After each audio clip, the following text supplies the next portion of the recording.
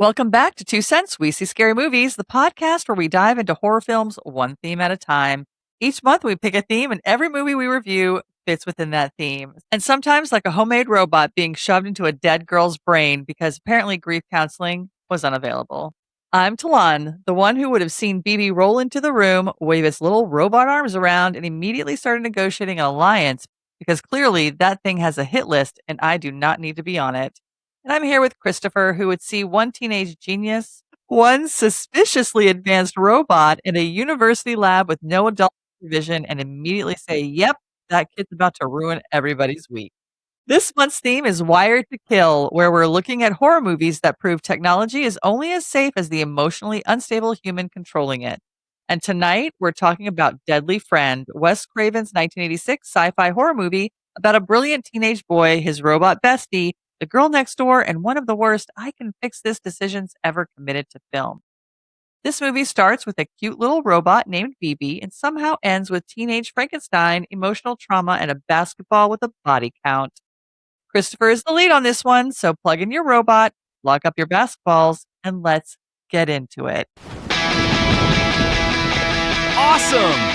We know how this is gonna go. Don't open that door, don't steal the show. One bad choice and the blood runs red. 5 minutes later, everybody's dead. Say run, I say let's see. That's exactly how they end up on TV. Every scream, every scare, every monster waiting there. 2 cents, we see scary movies.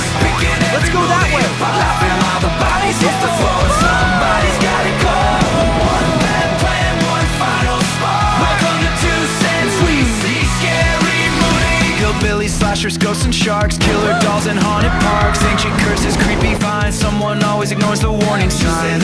I say not yet. That's the worst decision they could make. I bet every scream, every scare, every monster waiting there. Be scared, be prepared. Don't get caught in the dark. So before we get started in this movie, I just want to talk about our weekend. So we went and saw The Backrooms. I like that. Yeah. And I found out that Christopher's a jumper. I didn't know if you noticed I jumped in the movie earlier. In the movie, in the Deadly Friend, you jumped? Something happened. I was like, oh, fuck. Really?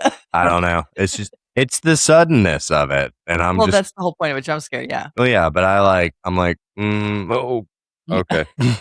But yeah, in the movie, he was jumping. He had his hands like this over his face. That shit was scary. He was saying, no, don't go down there. What are you doing? But it was funny. I just was not expecting you to be a jumper. Yeah, I get scared very easily. Yeah, it was it was funny. So anyway, I just wanted to bring that up. But yeah, it was a good movie. If anybody hasn't seen it yet, go ahead and see that. I really like that movie for a lot of different reasons that I'll not get into right now. Yeah. So I need to elaborate why I like something. Yeah, we've had some discussions about Christopher's summation at the end of our reviews and him not really telling me like why he likes or dislikes something. I'm going to try it on this one because I did actually like this movie. Oh, okay. To give it away, but I'll go over why and All right. how much I liked it later. Okay. But movie opens up outside of a restaurant called Burger Heaven, which I would be there all the time if it really is that good. Heavenly Burgers. There's a Volkswagen van. Fun fact, my mother's favorite car is a Volkswagen van. Uh-huh. She's always wanted one. So this thing was mint. It was a nice brown, tannish, brown, sick weird Volkswagen van. Loved it. But it's parked in the parking lot and some dude's trying to break into it. First of all, were cars really that easy to break into back then? Well, back in the day, have you never seen like my dad had trucks all the time, and a lot of the windows on trucks had the those folding thing, triangular folding windows. I didn't realize they were that easy to pop open. I mean, he just looked like he used his hand. I could see maybe like taking a screwdriver or knife or something, but he popped it like super easy. Yeah, there was nothing to getting into this car. So don't leave your fucking purse in the car back then. Right.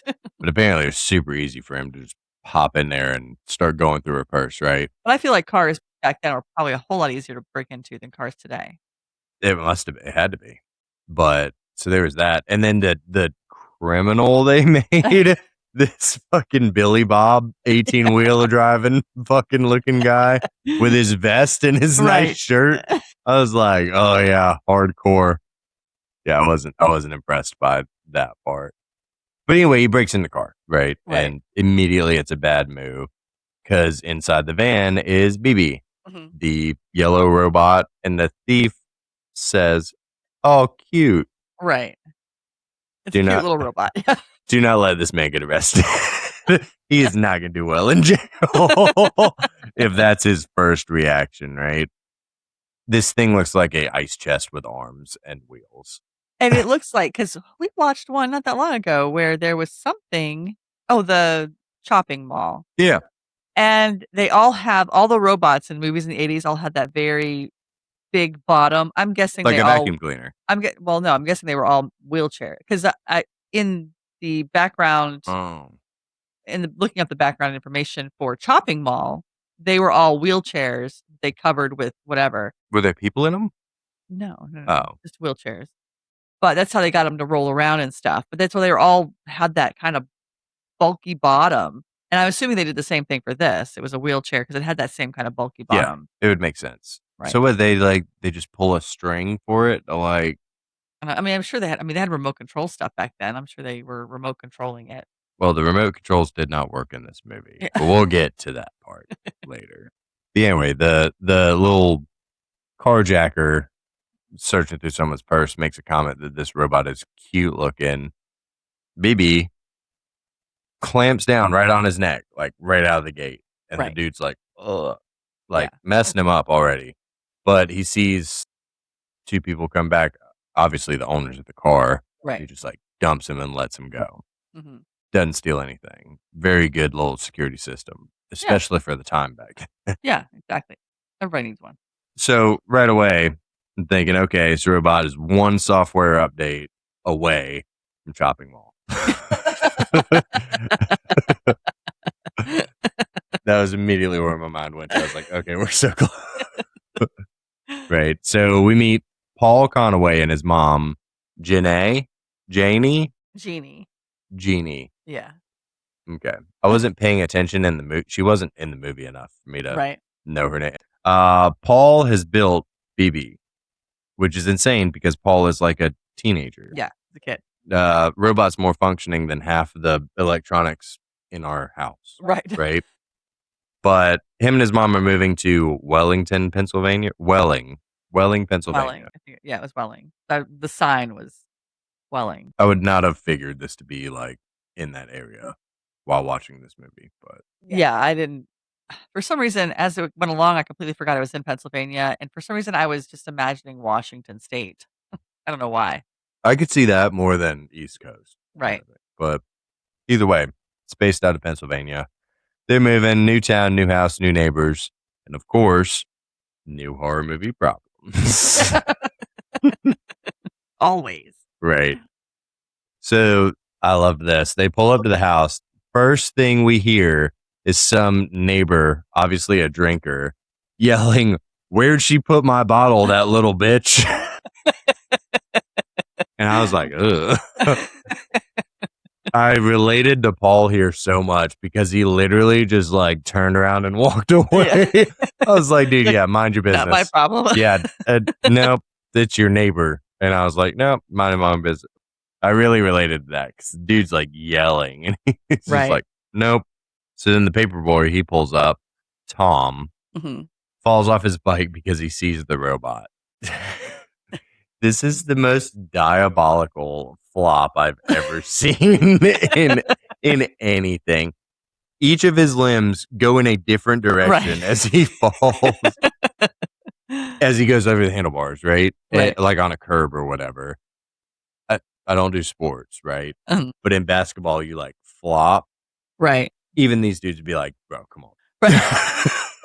Or soccer. It was like ridiculous. It was like Peter Griffin falling off a bicycle. Right. Yeah. It was just, and I was like, wow, that was awesome. Fantastic acting.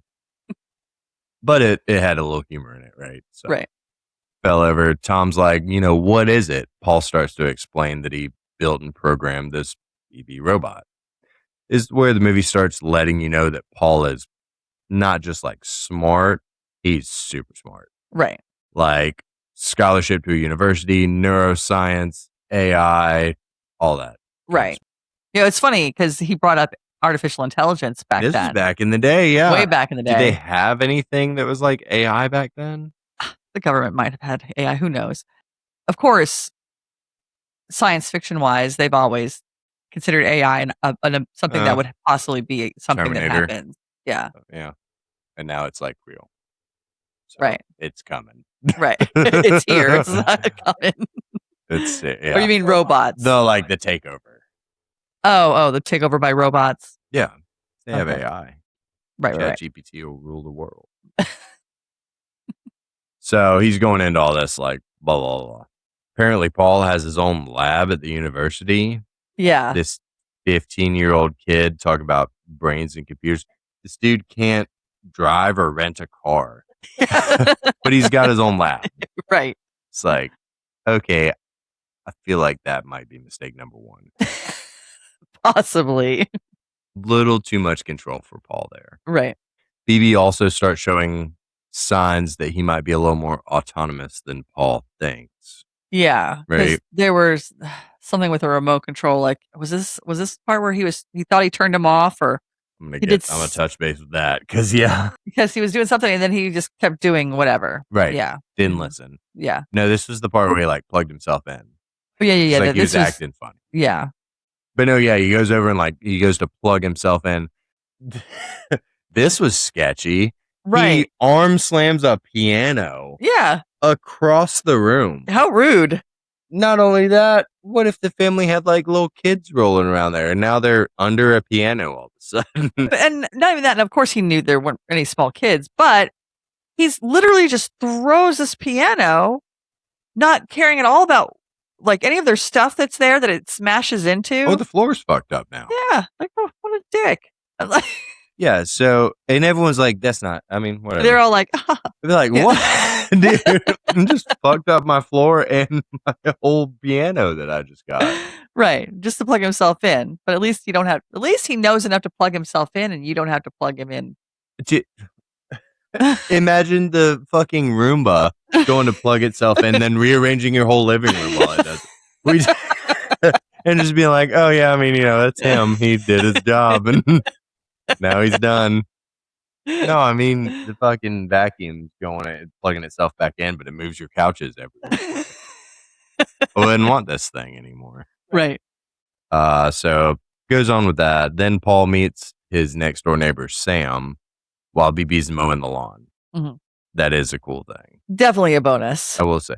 I love how it's a push mower too. Right. Like he couldn't build some sort of attachment for the robot to drag behind it or something. Or like, to put under he could just, as the robot moves along, it just cuts the. Right. Yeah. Like it's underneath the robot. Like that honestly could have made a much better like kill later in the movie. Oh yeah. A lawnmower under it. That's true. But no, he's doing a push. Have you seen those robot lawnmowers? Yes. They're like Roombas. I would never in my fucking life, especially if it could move a piano. No. Absolutely not. I mean, the real ones that we have the nowadays. electric ones. You've seen they just go by themselves and cut the yard. Yeah. Yeah. I've seen a bunch of those out and about. Wouldn't trust that at all. Why? Why would you? Oh, I would totally get one. It's a blade on its own. Just I mean, there's so many things it could run into. But it works just like a Roomba. What if Astro's out there and he's just Astro would be barking and yipping. It doesn't know what. Like, it's just cutting the grass. I don't know. I don't like it. That's too much. I would think you would love it because you hate mowing the lawn. Well, I have Jameson. Yeah. I'm sure she'll love to hear that. Love you, baby. He meets the neighbor, right? Put in the notes that it's Christy Swanson. Am I supposed to know that name? She's an actress. Is she famous? Yeah, she was Buffy the Vampire Slayer in the Buffy the Vampire Slayer movie. I didn't see that. Oh. She in anything I would know? She wasn't in Galaxy Quest. No, she wasn't. She was not in Galaxy Quest. Well, she's been in a bunch of stuff, but I mean, she was big in the 80s and 90s. Okay. But yeah, Buffy was the big one for her. Okay. I never saw that one. Yeah. Is that on her list? On our list of what? Movies? I don't know. If we have a theme that it would fit into at some point, then it could be on the list. Okay. But Sam is Christy Swanson. Mhm. Samantha, Sam. Right. Seems sweet, seems, nice and kind of like an innocent Mhm. neighbor. But you can tell she doesn't have a good life set up. Yeah, right her now. home life sucks. Yeah, you can just tell she's like edging jumpy, and I figured like right from the beginning, like that was the person that was yelling, that was getting Right. yelled at. Right. Where's my bottle? Right. Yeah. Exactly. Which if I were her, I'd be putting that shit away too, because he seemed like a dick. Yeah. I don't know. They don't talk about her mom. She's not there, her Mhm. mom. But I assumed her dad probably killed her. Some That was just my assumption. Or because I mean, why would the mom leave and leave the child? Unless the mom just died somehow. But if being that man is obviously abusive, mhm. why would you leave your kid there? So the mom's dead, but just we don't know how. We don't know. Well, and also Paul doesn't have his dad either. There's a lot of absent parents. Yeah, a lot of single parents in this neighborhood. Sure. Yeah, right. A singles home. Sick. But perfect transition because Harry comes outside. Tell right, like they did a good job setting it up. He's a dick. Oh, and yeah. You're just like, ugh. He's drunk, he's abusive, he's controlling, and Sam is clearly terrified of Right. doing anything to upset this guy. Yeah. Fast forward a little bit. Paul, the paperboy Tom, Sam the neighbor, and BB, they're like the new neighborhood friend group and everything, right? Right. Which is nice for about 12 seconds. Before we're reminded this is a Wes Craven movie, nothing is going to stay this chill. Right. Yeah. They start teaching BB how to deliver newspapers and everything. They go by this house owned by Miss Parker. The first name was confusing. I say Miss Parker. And Elvira? What is it? Elvira. Elvira. I'm pretty sure that was her name. Yeah. That is an ugly ass name. You ever met? You know Elvira though, right? No. Oh, okay. Elvira. Elvira, like the queen of the the queen of the night or the queen of the damned or whatever she is. Never heard of it. Big black hair. No? Oh. I guess maybe she was no longer a big deal by the time you were kind of growing up. Mm-mm. Was it a movie, I guess? Well, she's an icon, really. I mean, Elvira. Mhm. Never even heard this name before. There's also a country song way back in the day called Elvira by the Oak Ridge Boys. No. I'll show you a picture of her. Okay. Later on, or I can look it up now while you're chatting. Yeah, because Elvira, ugly ass name. We're gonna go Miss Parker, and Miss Parker's a bitch. She sucks. For apparently no reason except for she's just lonely. Grumpy late. Well, another single person. This is the single block. Right? Yeah, absolutely the single block. Which, if I were her husband, I would have left too. 'Cause she sucks. You've never seen this woman? Oh, she's a Frankenstein lady. No, no. Not Frankenstein's wife in No. the Munsters. No. Oh. No. They That's look the Lily same. Munster, and that was played by somebody else. Oh, okay. They look very similar. Well, she has that whole. I mean, yeah. But you've never seen her before in any other way. Oh, okay. All right. Well, I think Jameson would know who she is. I'll have to ask Jameson when she gets out. Wait, here. is that lady? No. Oh. Mm-mm. They look the same. Well, they have the same kind of feel to them, but they don't look the same. No. Oh, okay. Mrs. Parker. Right. She sucks. Mean, grumpy old lady. Mean, grumpy old lady. Reclusive. Comes out with a shotgun Mm-hmm. and starts threatening the kids as they're like walking by delivering the paper. Right. I found that alarming in a way that like the dudes were so chill about it, like her pointing her gun at them.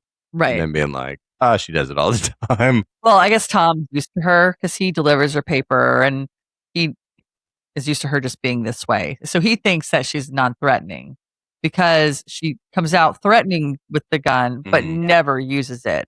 And then, of course, when he goes to leave, he's like, she comes down, he's like, I'm just delivering your paper. And she yells at him and he's like, oh, by the way, don't forget, tomorrow is election day. Right. I'll be back. No. But of course, he's back every day with paper, but I guess they had a tab for paper. Well, the newspaper boy would buy the papers Mm-hmm. and then the papers, and then once a week he would collect the money from the people who were getting the papers, and that would be his money because he's already paid for the papers. Like a subscription. Subscription. Yeah, you'd have a Subscription. newspaper subscription. Want to mess with her. I like this part of the movie because it kind of like sets up everything pretty quickly, right? So Right, you find yeah. out the dude's a drunk, he sucks. This old lady, she's mean and she sucks. And then the group of kids get rolled up by the motorcycle gang. Yeah, on dirt bikes, basically. There were a couple bikes. None of them rode Harleys, though. So they were douchebags. I love they were the typical idea of an 80s asshole, whether they're on a bike or whatever, but they have that whole, the dangly earring, the Like vests and the cuts or whatever. cut Yeah. sleeves. Like, Yeah. I was like, wow. I was like, I forgot perfect. how If you every bad guy looked in the 80s. Insert a picture. When they first roll up, there's this one clown in the corner with the goofiest haircut you've ever seen. He's got most of it slicked back, but there's one that goes like this, his whole face. It's the most ridiculous looking guy. I don't think he speaks at all. He's got sunglasses on. Oh, okay. But he looks fucking ridiculous. Right. Well, when they first showed up, one of them really quick, I thought it was Corey Feldman. And then when they shot back at them, I was like, oh, that's not Corey Feldman, but he looked a little bit like him real quick. And I was like, oh, that's weird. It's Corey Feldman. No, not the disappointment sigh. All right. Have you ever seen Goonies? Yes. Okay. With Kiefer Sutherland? Yes. Yes. Okay. You know, Corey Haim's best bud. Nope. Corey Haim's the main kid. Okay. There's two other kids that are like brothers. They're like kind of goofy and dorky, but they help him maneuver throughout Lost Boys. Mhm. One of those is Corey Feldman. Have you seen Stand By Me? Uh-uh. Oh, jeez, we've got to get you educated. What in is some Stand movies. By Me? Super good movie. Okay. Really good. Kiefer Sutherland's in that too. Oh, I like Kiefer Sutherland. River Phoenix, Will Wheaton, Jerry O'Connell. There's a whole bunch of people in that movie. It's a Stephen King story. It's a short. It's a Stephen King short. Mm-hmm.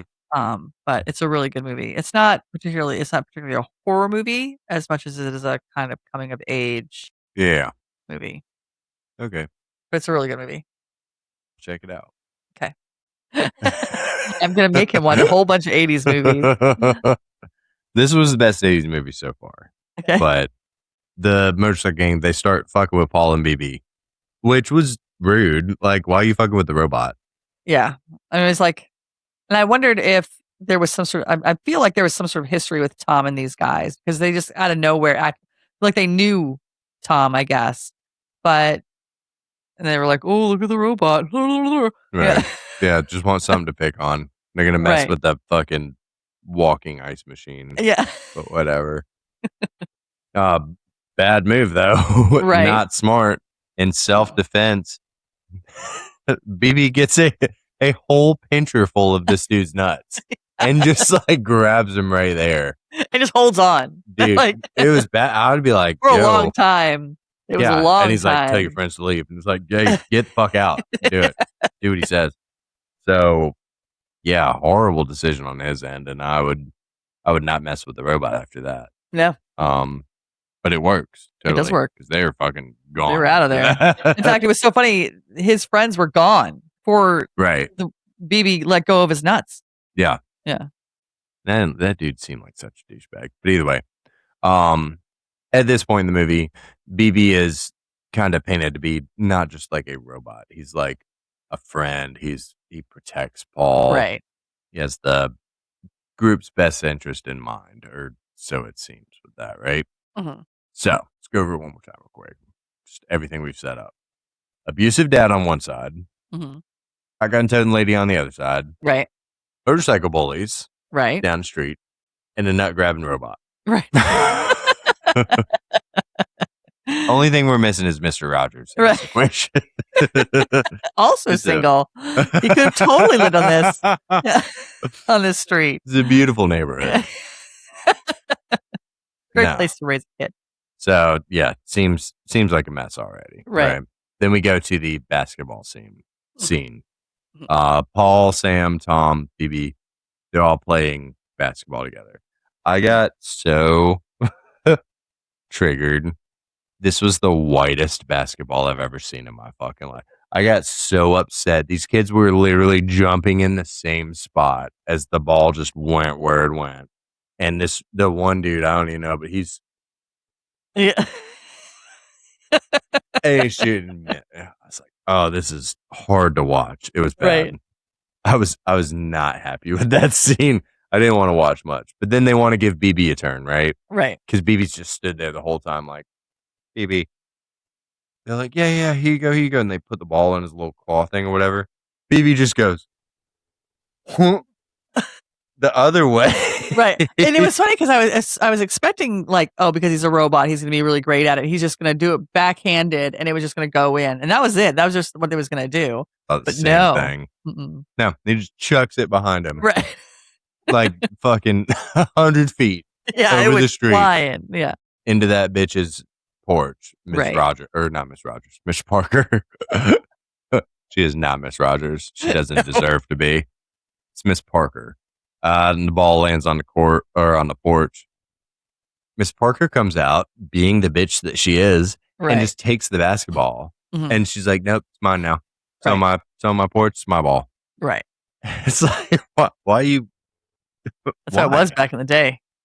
Really? Oh, yeah. Well, that's how it was portrayed all the time. In any movie like this from the 80s, if you're baseball or this stuff, it Yeah. was always, oh, we can't go get it because, Mr. So-and-so or Mrs. What or is a meanie. Usually it was a guy. It was a man, an old man that lived there. It was like all mean and wouldn't let you have a house full of baseballs because he Yeah. would never give them back. Okay.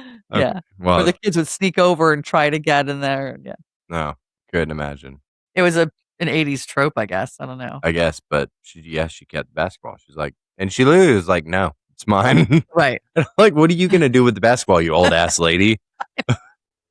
But either way, and fucking BB just stares this old lady down. Oh, yeah. Like lean, Yeah. or he has like those squinty things.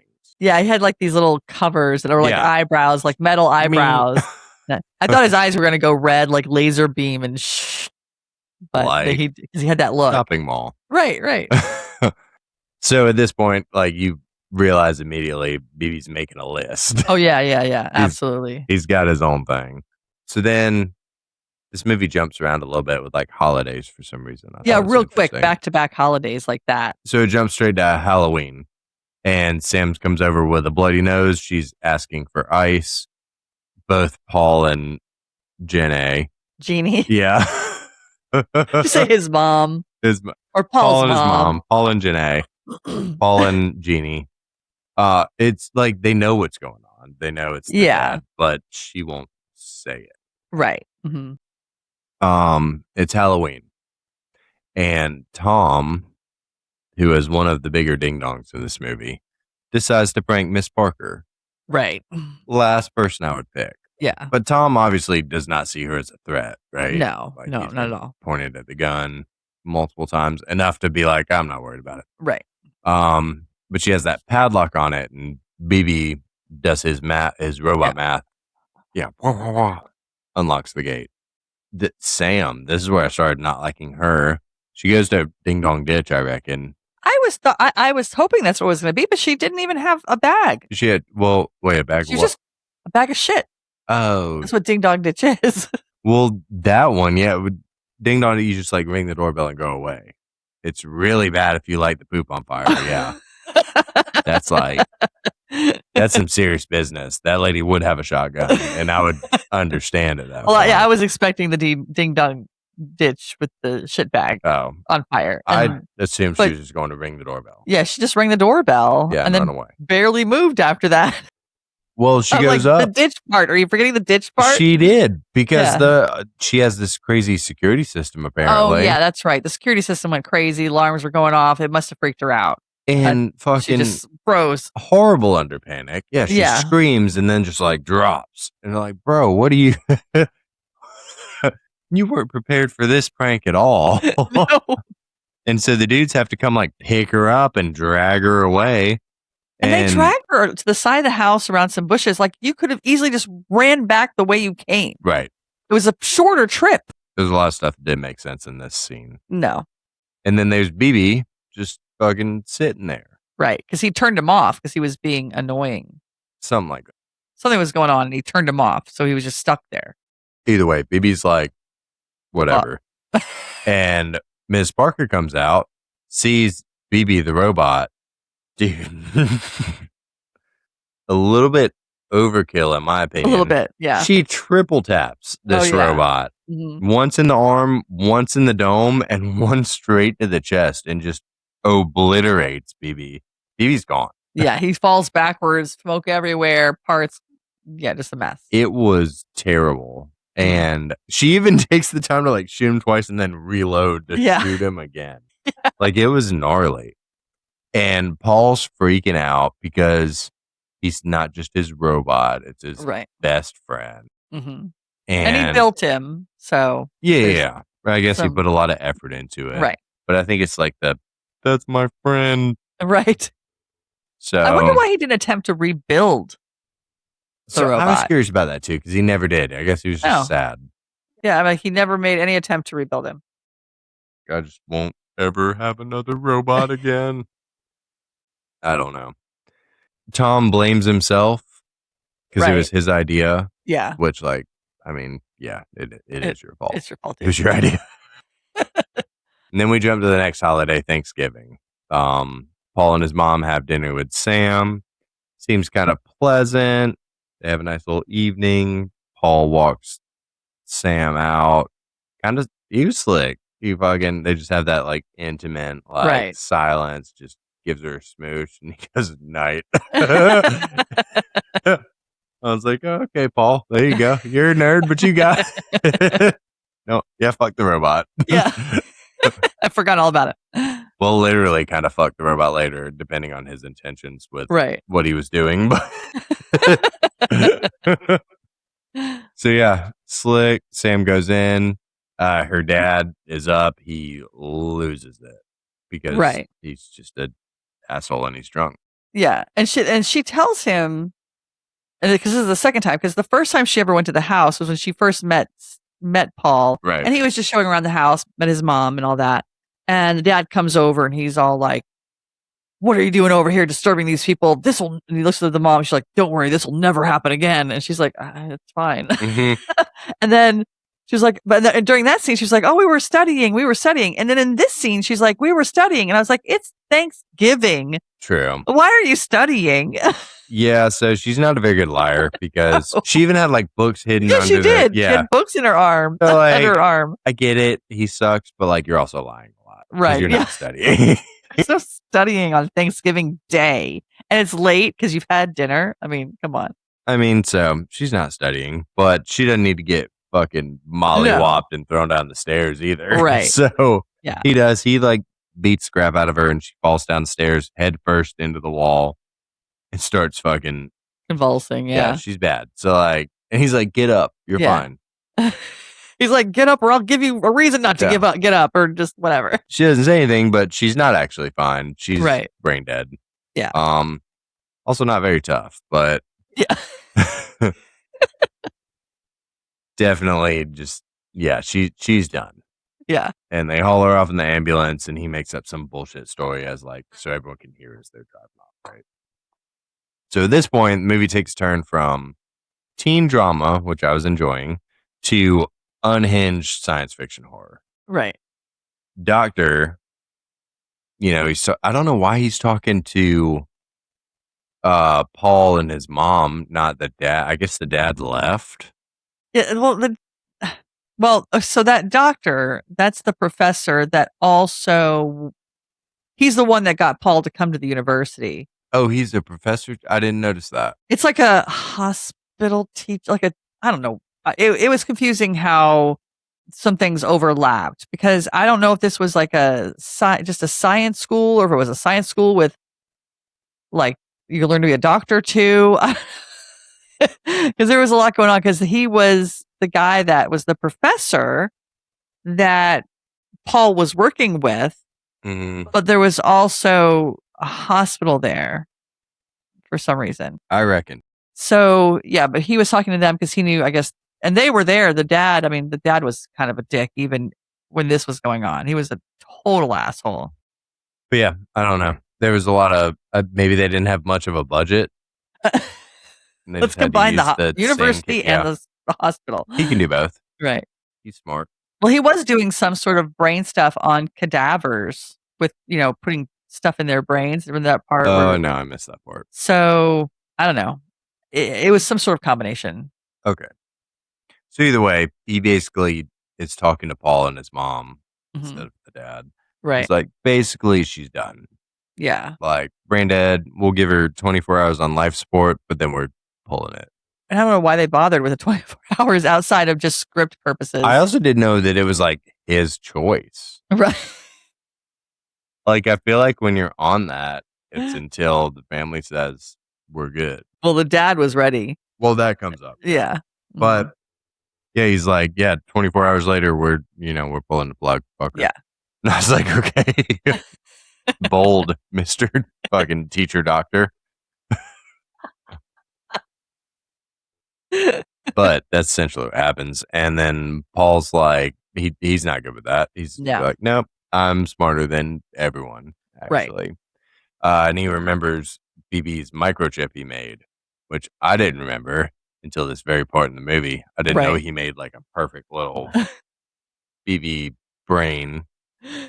Somehow he was able to get that part, even though his whole head was blown off. Right. Unless he has had a backup chip. I mean, apparently he's smarter than everyone. He's already got he was prepared for everything, right? So, and, I get it. He's kind of, he lost his best friend, BB. Right. And then he's going to lose his girl. His date. Yeah, everything. But dude, what he's scheming is not going to work. It's not going to work out well. Right. I mean, even like just on paper, bro. Tell me how it makes sense. It's not good. So he comes up with a plan. He's going to take her out of the hospital and implant this AI chip. Right. And bring her back. This plan literally could not fall apart more as it progressed than it did. Right. It was a horrible plan for how smart this fucking guy is. He wasn't thinking, he was thinking with his heart and not his brain. He was being an emotional thinker rather than a logical one. The lesson of this movie, don't think with your heart. Right. Your head. So they come up with the plan, him and Tom, because he needs Tom's help. Right. They drug his mom. Right. I did really laugh at this scene because I thought it was funny. But he puts something in her coffee to make her sleep, right? Right. She takes a sip of it and looks suspicious, and they're both she's like, damn, I make good coffee. And dude spits out his drink. His milk, and it goes all over his face. That would have been me. This was actually one of the most tense scenes in the whole movie because he pours this baggie of stuff into her coffee while they just finished eating dinner, and she's getting up to get pie together, and this stuff is just floating on top of her coffee. Right. And he puts some in, and then she turns around, and he's like, then she turns back around to do something else, and he puts more in, and it's just sitting there. And his friend's like, to stir it up. And then she turns back, and I'm like, how did this woman not see? How does she not see this stuff sitting in the top of her coffee? And then finally, it was like the most tense part of the movie. I also want to know where the fucking new kid with a couple nerd friends and all the bikers don't like him. Where did he get these drugs to fucking knock Probably his mom out? Probably at the school hospital. Oh, you're right. That's a good call. Yeah. So sure enough did. And it knocks her out. She's done. So then Tom. It takes her quite a bit though. Yeah, it was a what are those things for the headaches? Like the BCs? Yeah. It was like 2 of those. Right. But it took her a long time to actually get knocked out. Yeah. And then she stands up and yeah. Go through that. Tom gets his dad's keys because it's revealed earlier that he's like a security guard for the hospital. Right. So he's got access. That's why Paul needed Tom. Yeah. For this whole endeavor. And they sneak into the hospital. In between all this, the doctor pulls the plug on Sam, as they're trying to figure it out. Because the dad's being a dick. It's like a few minutes till 24 hours, and he's like, why don't you just unplug it? I don't see the point. Yeah. He was like, this can't happen soon enough.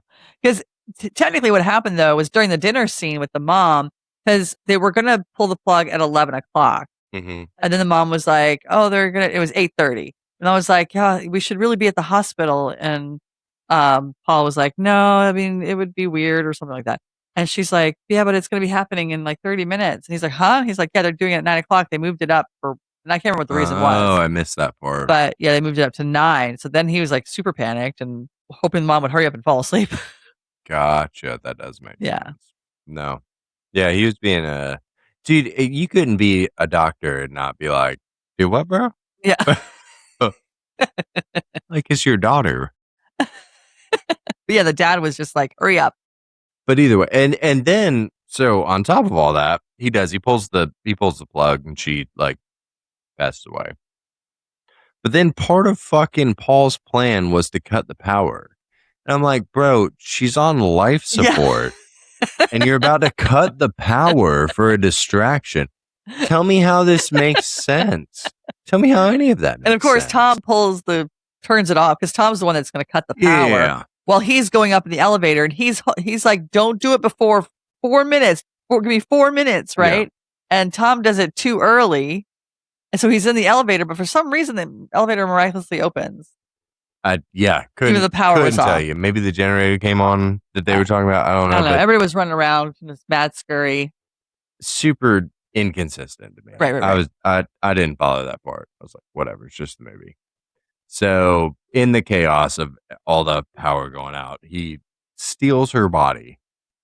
And it's just like, let's take it back to the lab. He puts her in one of those laundry carts, like all folded up in the laundry cart. Wow. Come nice. With me. I don't know. It was one of those things where the movie's moving so fast, you almost didn't like stop and go, wait. Fucking child just kidnapped a corpse.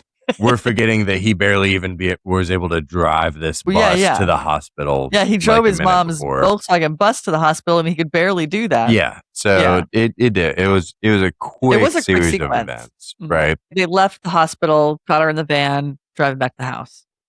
Not the house. They are going back to the lab. Oh, the lab. Yeah, and it was very quick as well. He just like knows where exactly to put this microchip in this ugly ass like gray blue brain. Yeah. I was like, that brain is no good no more, homie. Yeah. Don't put nothing in there. As soon as I saw it like come up, I was like, that's gross. Yeah. Don't mess with that. They're both like him and Tom, they're like waiting for something to happen after they like put the chip in. Mm-hmm. It's like, no, you're just seeing things. But then her leg just fucking Tom falls out. Passes out. Flunk. The professional faller. Yeah. Yeah. He grew up to be a stuntman. He was great. And it was kind of funny too, because like Paul goes to like check science stuff and he's just like, oh, right. Doesn't give a shit about Tom. So Paul ends up taking Sam back to the shed at his house. He activates her with the wrap. Right. Yeah. Mm-hmm. He like turns her back on and her eyes open. She starts breathing. Does not look right. Yeah, she doesn't look healthy. Not a good look. Yeah. Her eyes are blue for some reason. I don't know whatever blue the coloration came from. to make her look like she was dead. Because her skin was really pale. They use a lot of blue and black, but it was really blue. It was very especially blue. Right in this part of her eye. And it tickled me that she did like the robot. Yeah, I was like this. I was like, I made a reference while I was talking about it, which you wouldn't know. I was like, is she turning into Mork from Ork? Because Nanu, because Mork and Mindy, TV show you wouldn't know. Mm-mm. Nanu, Star Trek. Nanu is Mork from Ork. From Mork and Mindy. This is Live Long and Prosper or whatever. Nanu. Whatever one. Star Trek is Live Long and Prosper. Okay. Nanu is Mork. Okay. Well, then I don't know. Yeah. I didn't watch either. She's got little robot pincher arms. Yeah, her hands. She has them like all like. Yeah, like that. Like the robot was. Crips and Bloods and. What up, cuz? She's in a gang now. Because like her fingers were like crossed over. I was like, what is she doing?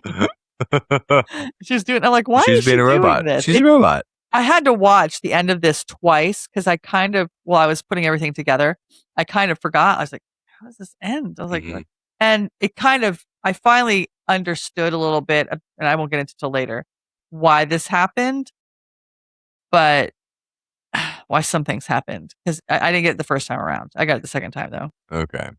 Well, I'd like to hear because I just figure she has half BB brain, half Sam brain. Right. And the hands fell under BB. Yeah. So right. It's like, this is not a good thing. This is not good, dude. Right. It's not Sam. This is BB Sam. Yeah, this is not fully Sam. Right. Yeah. There's certain parts, and she can't speak. Yeah. Which was another thing. She couldn't like sit up and do all this kind of stuff. It's Sam's body with BB's brain. Right. Basically. And Paul's grief all mashed together in a shit science project. Just terrible. Sam, BB Sam, whatever you want to call it, she starts looking like she does that stare thing like BB did. Yeah. She sees her dad. And Paul sees it and deactivates her. Yeah. Dude, I got so fucking mad at that part because he's trying to control it and he's a fucking idiot because that was a problem before that he never fixed. With BB. Yeah. Because he would try to turn him off and he would somehow come back on. Yeah, right. So, like, he knows that doesn't work. Right. This fucking super genius just forgot that he never fixed that. Yeah. So, when BB got both barrels from Ms. Parker, fucking he tried that, didn't work. Now we're moving on to this with the lady and him conjoined. I don't know why he was expecting it to be any different. Right. So it's not. Ding Dong leaves her in the shed, comes back, she's gone. Yeah. She went home. This was funny because I was like, because he ran around all over town looking for her. I'm like, dude, the last time you saw her, she was bullet eyeing her dad through the window. You left immediately after that and then went back and she was gone. Where the fuck do you think she went? Like, come on, right next door, which is like, you take literally 5 steps and you're from your doorstep to her doorstep. They're that close. Well, these smart people, no common sense. Yeah. And it's a scale. It balances it out. So how smart you are, generally how much common sense you have. Right. Unless you're just, right. So, yeah, he totally missed that. Yeah, he went all over the place. She kind of like sets a trap for like the furnace to be on and going in the house. This is funny. I thought it was funny too. Because their dad like pokes his head down the basement and the furnace is going there, smoke and everything. Yeah, little flames flipping out a little bit. And like how you leave like candy for a little kid to follow a place. Or a rabbit, you leave a box with a carrot under there. She has a little bourbon jar, a little bourbon pint on this, and you can see him. He goes, he's like, ooh. We're like, bro, come on. Don't fall for that. He's like licking his lips. He's like all excited. Don't fall for that. Yeah. Sure enough, he goes to bend down and pick it up, and she grabs his hand and just throws him across the room. Right. There's a back and forth with them both. He like throws a shovel. It's kind of like a struggle, but it's not a struggle because she's winning. He has no chance. Yeah. Right. So she basically yanks him up, puts him against the furnace, and breaks his neck. Yeah. She's burning him in the process, but has her hands around his neck, and that's what kills him. Yeah. Right. This is where we like get right to it, is like the transition from, oh, this is a nice movie, to like it took 45 minutes. Yeah. Into the movie before the deadly friend actually came into his existence. Oh, well, there you go. It was 45 minutes and it's an hour-and-a-half movie. It was a decent build-up. Yeah, it was a 45-minute They definitely build-up. set the scene for it. And it made it a little more emotional. So yeah, I was weepy. Yeah. He's gone. Yeah. Paul, after looking, like you said, everywhere else in town, decides to go next door. Yeah. Well, let me try this last place. It's always the last place you look. Right. And finds him, basically his whole head's like gone, burnt to a crisp. Because he was in the He was furnace. like partially in the furnace. Right. Yeah. And you would think that this fucking guy, Paul, would take a step back and be like, you know what? I fucked up. This was not a good idea. I don't think it's going to work out the way I think it was going to work out. Right.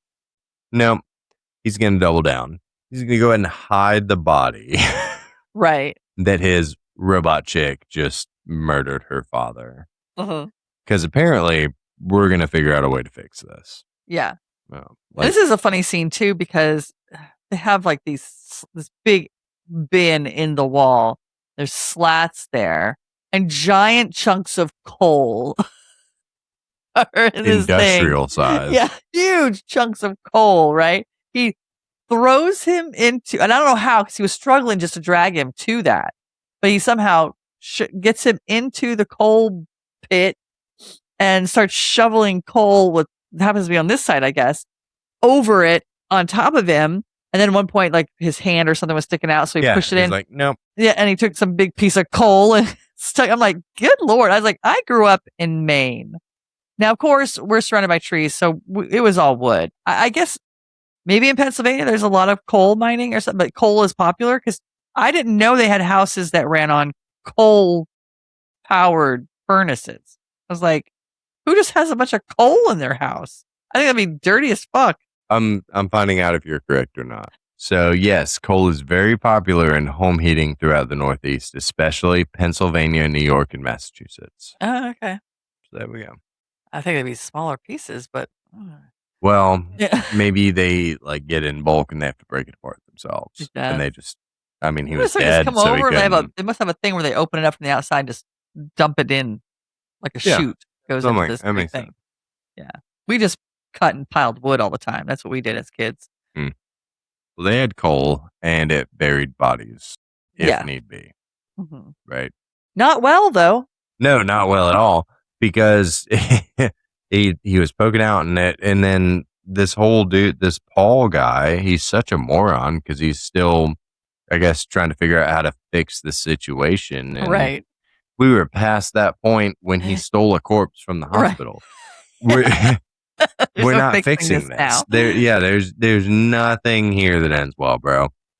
And so Paul, I guess, takes Sam back home and locks her in a different room. Because the shed didn't work, so why would a bedroom not work? Right, yeah. Not a solution. No. Quit leaving her alone. Right. It's out for blood. Right. Like it's not going to stop. And, sure enough, that night, Robo Sam busts out of his room. This time it's Miss Parker. Yeah, she's got her eyes set on Miss Parker. Which I'm fine with her killing Miss Parker because she was a cunt. BB. Yeah, everybody she kills in this movie kind of sucks. It's okay, yeah.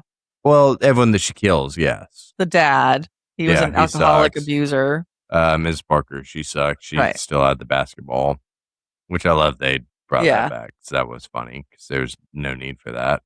BB is in Sam's brain. So I guess she's like remembering who wronged BB and they're working together to write it. Write it. So Miss Parker hears something. She's like, who's there? And she grabs her shotgun and all this stuff or whatever. A basketball starts slow motion. Ba-boom, ba-boom. Right. Best part of the movie, I think you agree. Death by basketball. Right. Sam picks up the basketball, throws it at Miss Parker so hard it explodes her whole noggin. Yeah. Just everywhere. This is the most famous part of this movie. This scene is the most famous part of this movie. This movie is a cult classic. And again, it's one of those movies it's so, I don't know if this would fall into it's so bad it's good, but it's definitely a cult classic because it has those moments where it's just like, what? Right. It's like she pummels her, just one shot and her whole head just blows off. And she walks around spurting blood. No, Evil Dead kind of stuff, right? Right. And in my notes, I was like, I love the physics of that a human skull is softer than a basketball. Right. Well, I have determined, and to some degree, especially watching years of horror, And like you talked about her falling, Sam, when she initially died and fell on the steps and how fragile she must be, whatever. I feel like the older we get, the more fragile we get. Because when babies are born, people are always so worried about babies. Oh, don't worry. Be careful with the baby. Babies are literally grabbed by their head and pulled out of a space this big, right? Like I've had 3 of them and they're just, some of them with really big heads, right? And they just, no, Jameson was a normal size. My boys were huge, but they just pull. Like babies are the least fragile of us. I'm pretty sure, like the least fragile. But as we get older, well, we're just trip over the dog and you die. I mean, yeah, don't get a basketball thrown at you. That's for no. sure. So that was a fun scene. Yeah, that was a good explosive moment. Very interesting, right? Paul gets her. Now let's find another room to put her in. Because why not? We're going to throw her in the attic. We keep moving her higher up in the air. She'd be less likely to get down fast. Oh, at this point, I was like, dude, you made a mute crab claw robo lady. And do you think this is better than just pulling the plug and letting life do its stuff? Right. Just take out that chip, dude. Just take it out. Yeah. Like it's not going to work. Right. It's okay. Like you said, he needs some counseling. Just be done with it. But then all of a sudden, which I have no idea how, the police discover Harry and Mrs. Parker's body. Yeah. Well, Miss Parker did call the police about seeing Sam. Oh, you're right. So, because before Sam went over there, Miss Parker was looking out the window, and Sam, who was up in Paul's room, was looking out his window. And she did the whole BB eyes, like, oh, I'm locked in, Ooh. And so she calls the police. She's like, I just saw dead Sam across the street. And the cop, of course, was like, oh, that lady. I'll get to it when I get to it. And so I guess he got to it and found her dead. But I don't know how they figured out that the dad was dead. I mean, they had to go downstairs and look in the coal bin to find him. The coal bin was burning, though. Well, no, the coal bin that had just the coal, not the furnace. Oh, then I don't know. Yeah, the coal where he put him. It's like, what made you look there? I feel like this was to speeding up the plot. Maybe. Well, yeah, they're really good police officers. They're good at detecting, I guess. Yeah, they're on it for sure. There's a boy in the well. Yeah. So, yeah, the cops roll up. They find the bodies immediately. And then Tom rolls up on his little paper bike, finds out what's going on, and in typical fashion, passes out. Falls down again. This professional stuntman of an actor. You know that role when they were like casting for it? They're like, let me see you pass out real quick. Yeah. Could you fall down 3 times? Thanks. And he does like on it. So yeah. Say no more. I've got you. Yeah, he's very talented in this. Yeah. Fast forward just a little bit. Basically, he can't get over it. He starts to confront. Yeah, he's Paul. having a real hard time. Yeah, Paul's like trying to convince him. I don't know what what Paul thinks is going to happen. Right. But he's like, for our friendship, just let me explain. And I'm thinking, like, what are you going to explain? Because it's very basic, dude. Right. She's killed 2 people. Yeah, it's not and he's even tried to explain to Sam that he'll just get that doctor who's the professor. Yeah. To help him fix her. Like he's explaining this to her too. And he's telling his friend, just give it a few minutes. She'll be fine. No. Probably not. And rightfully so, they get into like a fight about it. Oh yeah. And Paul, that bitch ass, takes a cheap shot, hits him right in the nose. Right, it's 2 bloody noses in this movie. It's a solid one too. Yeah. A little back and forth. And of course, this time he doesn't fall down. Right. Yeah. Yeah. He should have totally fallen down. Else, but can't fall down from a hit. Right. No, I didn't even think about that, but that's actually pretty funny. Fucking, he's fine. He just gets hit in the nose. And they go back and forth. He's basically just like, I'm calling the cops. I don't give a shit. Right. In front of his mom, in front of him, whatever. And BB Sam, Maybe Sam. Mhm. as he's like going out the front yard on his little Huffy, she jumps out the top window and just lands on him and starts wailing on this Right. kid. Yeah. Which would be horrifying. Is that the part that jumped you? No. Oh. I think it was one of like the cutscenes with like the little charred dude in the bed. Oh, the basketball. We kind of skimmed over that, but Yeah. Well, that doesn't come until a little later. yeah. It's just a smidge after this. Cutscene. But I was like, oh. Right. No, but that would suck. Fucking someone jumping out the window and be like, oh Yeah. shit. And immediately just starts wailing on him. Paul and his mother, Jenny. You sound like Forrest Gump saying Jenny. That's what it looks like. Geannie. It's Jenny. J. Jenny. J, it's Jeannie. Jenny. Jenny. That's what it looks like to me. Paul and his mom, they jump in and intervene. Sam runs off, basically, right? Paul, he's going to fix her. He's going to save it. He starts chasing after her. Of course, the douchebag biker on the Honda Right. rolls up. I guess everybody on BB's list is just in the wrong spot at the wrong time. Because it's like, dude, just leave him alone. You don't want this right now. Yeah.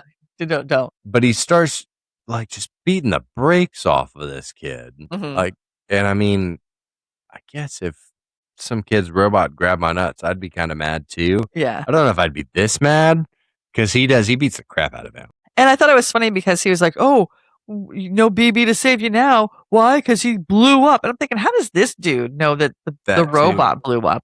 Like, how is he hanging out in these channels? Because this guy doesn't seem like he's from this part of town. He's from another part of town. Mm-hmm. Like, how would he know? Was there a newspaper article about it? Like, how do you know this? Even so, Tom had to deliver it. Yeah. Would this kid be reading the newspaper? Right. So at the same time, like there's a cop rolls up and BB Sam rolls up and she started talking now. I don't know when she learned to start talking, but she did. But just BB, right? Yeah, she got BB. Yeah. I was so curious this whole time what BB stands for. Yeah, I was wondering it too. BB. Hot boy. I don't know. Badass. Robot. I don't know. It's just an easy thing to say. BB. BB.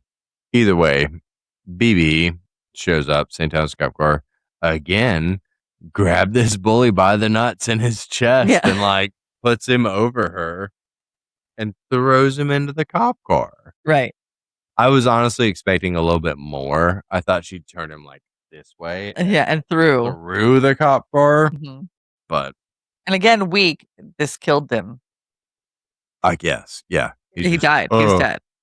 Like, dude. Yeah. It's like, I mean, come on. You didn't even go through the window. Maybe, yeah, I couldn't tell you. Maybe you just hit him the right way at the right time. Guess so. Either way, she takes back off, keeps chasing her, which I want to preface before the next part. That's like the first interaction with cops. I'm pretty sure. It's like just her throwing this dude at the car and running away. Yeah. Right. So they end up back at the shed at his house. I don't know why they've circled back, but they have. A bunch of cops come in. I don't understand why the like first instinct is for like 8 cops to draw their guns on this fucking on this white girl. Like, this white girl. Like, well, she did just kill. That was her third person. They don't know that. Yeah, they've figured out because. No, they don't know. I remember. Well, they know she killed the motorcycle guy. She threw him on the cop car. That was a lucky throw. Yeah. If nothing else. Well, maybe Tom had gotten to the cops and told them, but we just didn't see that part. They didn't air it. Maybe so. But yeah, they all draw guns on this lady. And that's why I was surprised it was like in Pennsylvania. I thought it was like in LA or something. Yeah. Right. So, they're all like trying to like stand her down. And Paul's freaking out. All the cops are restraining him because he's losing his fucking mind like a child. And she sees this, and BB Sam thinks it's a threat, so she goes after the cop with the gun. Right. And the cop shoots her. Right. Yeah. Like, yeah, okay. And then right there, like, it's all over. She basically like dies in his arms. Yeah. Again, but not in his arms. She dies twice. Yeah. And Paul obviously is just he's fucked. He's lost his robot best friend. He lost his girl he was trying to get with. Again, yeah. Yeah. Everything's falling apart. And you think this is it? This is the end of the movie. That's over. There's gonna be some sort of summation where he and his mom are like, this is what you're thinking, you know. That's what I figured. You know, by the graveside. Yeah, like it'll be okay, Paul. You'll find another robot. And but God damn it. He doubles down. Triples down at this point. Yeah, triples, yeah. This motherfucker goes to the morgue and rolls her out of the ice whatever it is. I don't know. The ice slab bin. Thing, yeah, right. Yeah. And he literally says, "Let's get you out of here." Right. And I think that's when you were over. I was like, "What the fuck?" It's like, what are you talking about? Let's get you. What are we gonna do? We're gonna put her in the dog kennel next. Right. Like we're running out of places to put her. Right. And it's just miserable. And then all of a sudden, which this is where it lost me. Right. The robot just grabs him by the neck again, starts peeling the face back, and it's like a evil BB. Yeah, his arms are coming off. You can see the inside's robot, and then his robot head comes out of her face, skin. It's got like teeth and shit. And it's like all, and it says, "Come with me, Paul." Is that what he says? Come with me. Yep. Yeah. Which again, who's he fucking, BB or the lady? And then you hear it goes black, and off screen you can hear where he's choking him, and then you hear the snap of the neck. Yeah. Right. Absolutely. And then it ends. Yeah. So this is the part I figured out the second time I watched, because I had to rewatch the ending. Because I was like, I don't like that ending. Why is she a robot? Like, that doesn't make any sense. Yeah, I was like, there's no robot part of her. He just has a chip in there. She wouldn't just turn into a robot, a machine. So what'd you find out? That's ridiculous. Well, I still don't like the ending. I still don't like that she was a robot. Like, that's BB inside her skin. It doesn't make any sense. It does not work.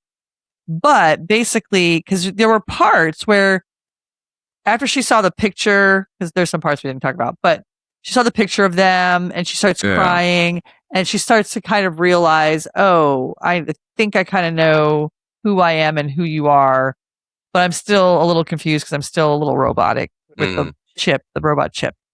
But there's point, because when you see things from BB's perspective, it's all pixelated and weird. Yeah. So she was having the same thing where when she would look at stuff, it would be pixelated and weird, but then there were points where it would flash to normal and then go back to the pixelated. And so that was basically her going in between robot and her normal self coming out. So she was starting to kind of meld together a little bit where her regular self was coming out, which is why eventually she does say Paul's name. Okay. She's like, Paul. And it's like, oh. Yeah. And she says it a few times. So when it gets to the point where she starts running at the cop and Paul jumps in and there's like a 3-man scuffle there and the gun goes off accidentally, basically. And the cop kills Sam.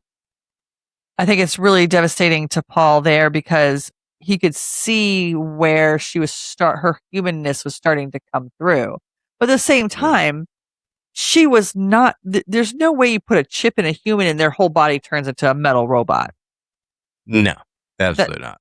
I don't care how advanced we get. That's not happening. Yeah, I'm not sure how they thought that would just tie into everything. But there were a lot of like dreams in that movie. Yeah. There were definitely some parts that were like, because then I thought that's what that was going to be. Like he was going to be dreaming. Maybe that was a dream. They I just don't didn't know. indicate that at the end in any way. No. But yeah, there were like 2 or so dreams in that movie where like it just didn't make any sense. And Yeah, like her dream in the beginning when she stabs her dad, and yeah. he's like, that man had the biggest mouth, by the way. That man, the guy who played her dad, his mouth was physically humongous Oh, because he would I like, thought you meant like talk a bunch of shit. I no, was like, like when he would what? laugh or he like his mouth would open really wide. Mhm. It was huge. Like it was a huge, like square mouth. I'm like, damn, that guy's mouth is huge. But when she stabbed him with the thing and the blood was coming Yeah. out of it, and he was just still cackling, I was like, oh, she's got to be dreaming. And then the basketball coming up under the bed sheet and then turning into her dad's head, I guess. Yeah. In Paul's dream, I'm like, why are you sleeping anyway, dude? There's a lot of shit going on, but Right. whatever. I thought the same exact. I wish I had wrote that because I was like, you piece of shit, taking a nap right now. You've got your ex or your fucking future, whatever it is, dead girlfriend, robot, locked up upstairs. Don't you get to fucking being work? a menace. Yeah, She's killing all the menace neighbors. to society with her crip, whatever. Crip claws. But that's why her fingers did this, is because she had BB's brain, so it made her have the claw fingers. But then there were a couple of times when she started kind of seeing her like through her regular eyes, and her fingers went normal. Like they did get into that minute of a detail for those kinds of things. But yeah, I did not like the very, very end. I was like, that is a dumb ending. Like, I didn't mind her if she would have just done that and killed him as herself, but Right. to have the robot come out of her skin didn't make any sense. Well, I'm gonna think of it as like a dream and just Right. assume that, and I'm okay with that part. Okay. If that's what really happened, it just doesn't make any sense. No. So, my thoughts on the movie, it was fine. It was what I felt was a typical 80s kind of horror movie. They all kind of had that feel to them.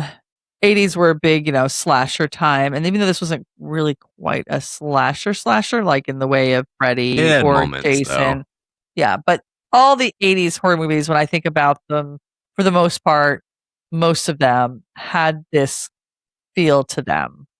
And it did come off a little cheesy. I don't know. I'd have to look to see how far into Wes Craven's career. I didn't even think. I was going to look and I forgot all about it. This movie was made. Because one of my favorite Wes Craven movies, I watched it for the first time when I was 13. I had a birthday party and had a bunch of friends over, but they all fell asleep, thank God, before we watched this movie. I was the only one that was still awake. And that was Last House on the Left. And I love that movie. The original? Oh, I didn't know they made more than one. Well, the original was by Wes Craven. Super Okay. gritty, done on like 8mm, no budget, used the real chainsaw for stuff. Like it was super low budget, but gritty and so good. It was such a good movie. At 13, though, I was like, ugh, I can't believe my parents let me watch this movie. Right. But they remade it back in the 90s. They did do a remake, which was okay. Not as good as the original, of course. Oh, dude, he made plenty fucking movies before. Oh, yeah. Oh, before this. Okay. Yeah, he's got a lot. This is probably a solid quarter way through. Oh, wow. But yeah. Interesting. I feel like it almost feels like it would be one of his first few movies. I like that around. I'm pretty. Yeah, he's made a bunch of movies. Oh, yeah, he's made a ton. Yeah. But I mean, it was okay. There were some parts that I thought were funny. There were some. I did love the basketball scene. I understand why that's the most popular scene. Oh, I was thinking when they're shooting basketball. No, I they was were like, playing I did basketball. not like that scene. The basketball weapon scene. Yeah. I thought that was good. I can understand why that's the classic. When people think of this movie, that's the scene they think of. So I get that. That makes sense. But yeah, overall, it was it was an okay movie. I would probably though only give it 5 cents. Only? Yeah, I mean, in that it almost feels like a stretch, but I give it 5 cents just for the it's Wes Craven. It's a classic 80s movie, horror movie. There were some scenes in it that were good and that were funny. There wasn't it was a ridiculous concept, but they didn't put it together in a ridiculous way. Like, there are some movies I've watched where they have ridiculous concepts, and it's done in just the stupidest way possible. I mean, when you watch this movie, you're going into it knowing, okay, the premise is he puts a robot chip in his dead girlfriend. I'm already prepared for this to be wacky in some way. So I'm not like, ugh. So I'd go halfway. I'd give it 5 cents. Yeah. Okay. It's not awful, but it's not like the greatest movie ever. Yeah. So go Okay. ahead. Well, I probably wouldn't watch it again, but I enjoyed my time watching it. I liked the music. Yeah. There's something about it that, like, every time some background music would come on, I'd be like, "Oh, okay." The whole synth. Yeah, it 80s was synth. funky. I did like that, and it suited the mood, like, Right. through the whole movie. Mhm. So I did like that part. I felt like I got 2 movies in one. Like, I got a little teen drama movie and then a little, like, ridiculous fucking slasher movie at the very end. So I could dig that because it set up the story at first. Right. It didn't just go right into Right. crazy and that was all it was. Yeah. Yeah. And it created some kind of, like, There's some substance there. development. Yeah. Like, there was a reason. So I liked that part and I liked the next part.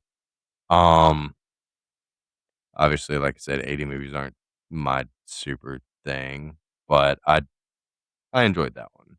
Right. And I think the dialogue was a little silly, but it accomplished what it wanted to. Right. Like, it got all the points across and everything. Mhm. So I would give it. What's the lowest I've done? The lowest 0. you've done was, I think you did a 0 at one point in time. What's the highest I've done? Not very high. You haven't given any of them much of a rating. I think the highest you did was maybe a 6. Okay, well, I'm gonna go with a 5 as well. Then. Oh, okay. All right. I would have no problem having that on in the background. Right. Yeah. And not paying attention. Just doing something else, but it's just on. Yeah, just like on 'Cause my you've already phone or seen it. something, be like, Yeah. "Oh, I like that part." Right. But no, music was good. I dig that. I like the whole idea of it. It was just silly and kinda entertaining. Right. Yeah. So I was with it. It was the expectedness of a 80s slasher movie. Mhm. You know, just that's how they kind of all had that thing going on. Yep. Yeah. So I'm good with that. Although I will say this had probably a little bit more substance than some because it did give you 45 minutes of just setup. I would say this had more substance than, like, that babysitter bullshit. Yeah. Like, this had a lot more connection and story to it. Even though the Really? story didn't even make sense half the time. It's still No, I like thought the babysitter movie did a really good job of showing Cole and B, ugh, and their relationship and how well they were. no, didn't You like just that don't one. like that movie. Watch that have been the one I rated the highest too. Right. Have you heard of Galaxy Quest? Too bad we're not doing a sci-fi podcast. Like, If we could. so do you have anything else you'd like to add? Nope, I think I'm good. I'm Okay. happy. Say goodbye to my palm tree, everyone. You'll never see it again. And that was Deadly Friend, a movie that reminds us grief is hard, teenagers are impulsive, and maybe no one under the age of 18 should have access to brain surgery equipment, artificial intelligence, and a remote control that can activate their dead girlfriend.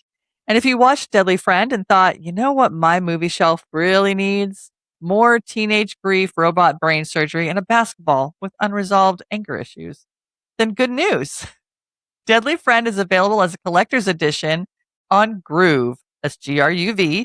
And we do have an affiliate link in the description. So if you want to add this beautifully unhinged little science disaster to your collection, you can grab it there and help support the show at the same time. Just maybe keep it away from your Roomba. As always, if you enjoyed this episode, make sure you like, follow, subscribe, and share it with someone who thinks building a robot in your garage sounds fun and not like the opening scene of a future criminal investigation. Next month, we're moving from killer robots to killer kids. More kid movies. I know you love them. With our September theme, whose kids are these? We'll be looking at horror movies about creepy children, dangerous children, misunderstood children, and the adults who absolutely should have been paying closer attention to their children. And we're kicking things off with There's Something Wrong with the Children. Oh. How many times can I say children? Children. A movie where a weekend getaway turns into every child-free person's strongest argument for locking the guest room door and never volunteering to babysit. It is available on Amazon Prime. So until next time, be scared, be prepared, and don't get caught in the dark. Nanu.